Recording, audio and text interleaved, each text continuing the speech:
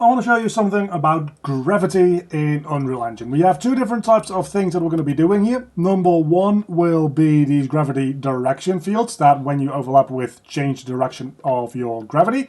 And it's kind of counterintuitive to walk around with this, to be honest with you. So use this in limited capacity, not on a technical level, but just on like a player enjoyment level. It's a little hit or miss. But the more common version of custom gravity is going to be these gravity fields on these custom planets, which you can just walk around and do whatever you like with. These are a lot more intuitive to walk around. It's going to require a little bit of a custom setup specifically for dealing with the controls.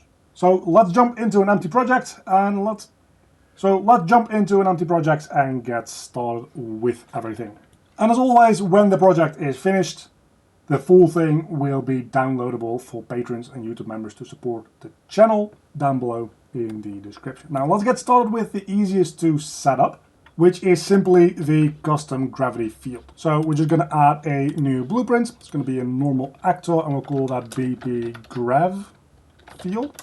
More technically a gravity field trigger, I suppose. And that's just going to contain a box collision, and I'm also going to add in an arrow. And the arrow is going to be the direction of the gravity in the world.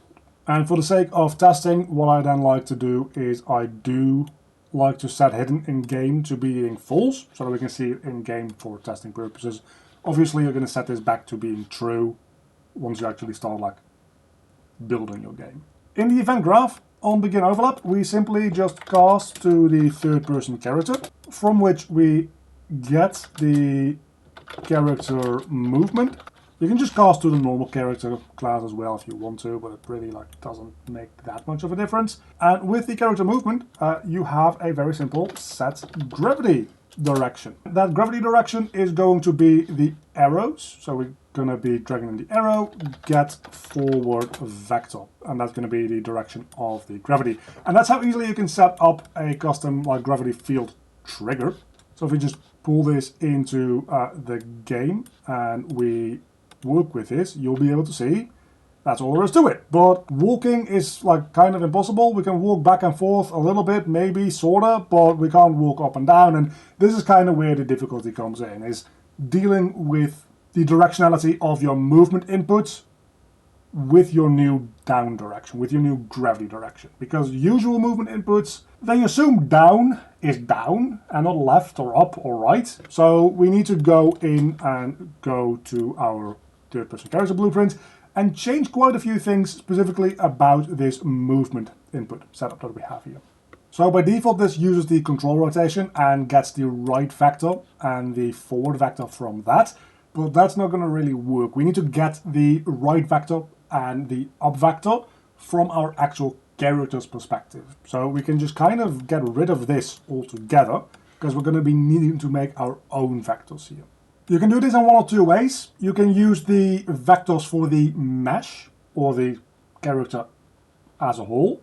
What I like to do is I like to use the vectors from the camera because that generally feels more intuitive. So we get to follow camera and we get the right vector from that follow camera. I'm going to need to make a little bit more room here probably in a second, but we'll get to that when we get to that. And we're going to, with this right vector, get the dot product between that and the character movement's gravity direction. So pull in the character movement and get the gravity direction. I'm going to put that down here because we're going to need that in a moment for the forward facing input as well. With this dot product, we're then going to multiply that with the right vector from the camera. Going in here during the editing, I made a quick little mistake while looking at my reference. You don't multiply the right vector and the forward vector with the dot product. What you do is you multiply the gravity direction with the dot product. So you take this and you put it into there. And the same thing for the forward vector, which is probably going to happen after this in the actual video. But just so that you know, the dot product, the multiplication here, what you do is you take the gravity direction and you multiply the dot product with that, not with the forward vector. For anyone who doesn't know, a dot product is a value that tells you how similar two vector directions are. That being If they are the same, the value is 0. If they're a 90-degree angle, it's a value of 1. And if they are opposed to each other, it's a value of -1. And then what we're going to do is we're going to subtract the output from that with the original right vector. So we'll get right vector minus that output that we get from there. Now with all of this, there is a chance that this is not between a 0 and 1 value anymore. By and large, that's not the biggest problem, but it's good practice to just normalize your vectors. So normalize with a tolerance of like a very small number. And that gets us the add movement input for the left and the right. The reason that we need to do all of this, by the way, is because if we are walking around and we have our character, so let's say we have our character that's right here. If our camera is at an angle like this, so we have, let's say this is our camera, right? This all works perfectly fine. But if we don't do this and we just use the normal right vector and up vector from the camera, when our camera is in a situation where it's looking down on top of us like this, it will barely let us move around. Because the forward vector specifically of the camera, the right vector, it's not that relevant, but it's still a little iffy. Specifically for the forward vector, it's actually going to try to move you in this direction, which is into the floor. So with this, what this does is it effectively normalizes the force that you apply along the surface that you're walking on. So if there is a ever so slight bit of offset from a exact 90-degree angle, it'll still move you along at a proper speed in whatever direction you're slightly off. You're effectively never going to be on an exact 90-degree angle, so that is good enough. So now we do the same thing with the forward vector. So we use our follow camera. I'm just going to copy over the reference that we have, and we get the forward vector instead. And obviously we're going to get the dot product from that compared to the gravity direction from the character movement. We're going to use that dot product to multiply with the forward vector. Then we're going to subtract that result from the forward vector. And then we're going to normalize the result of that and put it into the world direction. So this now lets us deal with input ever so slightly better. It's still going to be a little awkward, a little janky, but that's just kind of what custom gravity does. It's just unintuitive in general for the most part. And now you'll be able to see that if we try to move around like this, everything works kind of like you would expect it to, all entirely based on your camera direction. Even if you're at a 90-degree angle, again, it's going to be a little bit awkward making sense of this, and I actually just fell off the wall. Yeah, that'll happen. But our input kind of makes sense now. That lets us move on to the next little bit, which is the planetoid gravity. So let's make a planet blueprint, shall we?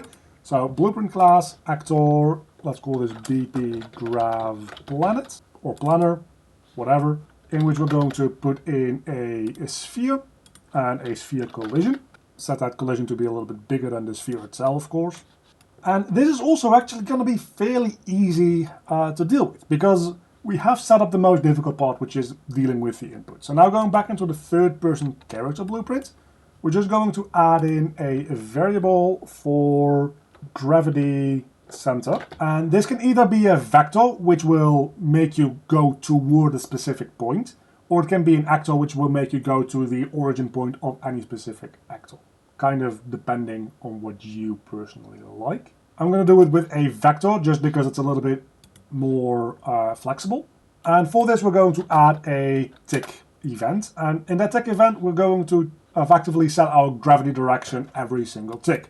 I'm going to do this in a different custom event as well. So let's set grav direction or something like that, just for organizational purposes. So we add that to event tick, and then we actually make our functionality in this event.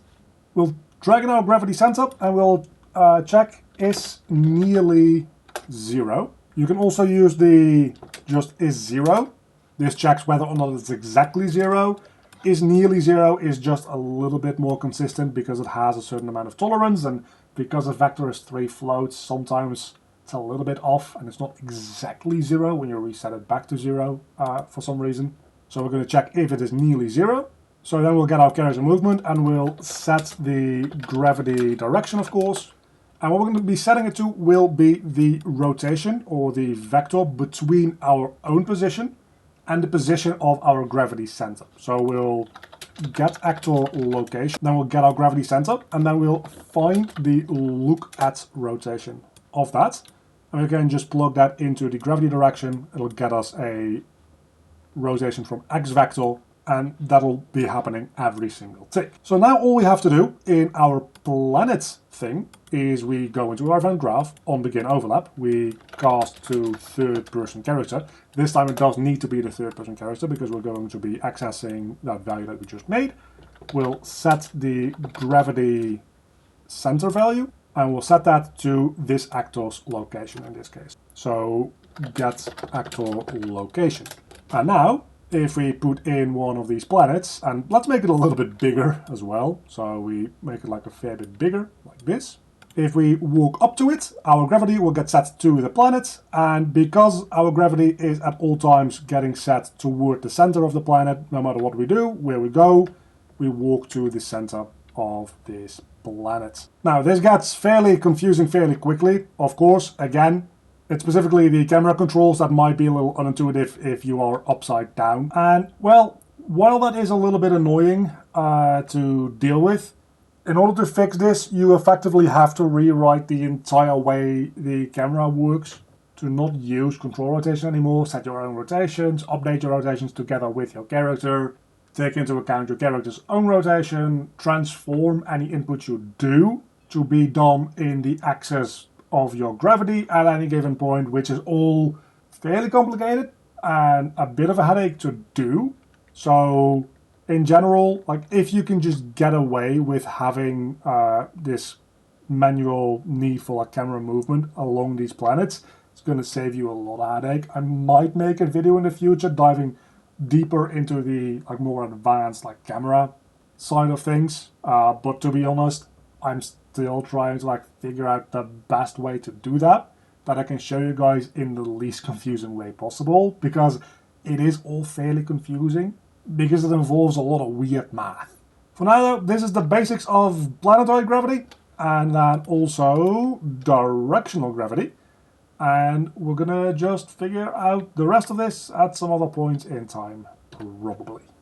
And a very big thank you to all my Patreons. You can see them on screen right now. If you want to help support the channel or get any of the project files in any of my tutorials, there's a link down below to the Patreon page to support me, or alternatively as a YouTube member. And of course, an extra massive thank you to my Cave Digger tier supporters, Sir J. Thomas, and my Cave Student tier supporters, Oiku and Earl Monsville Urno.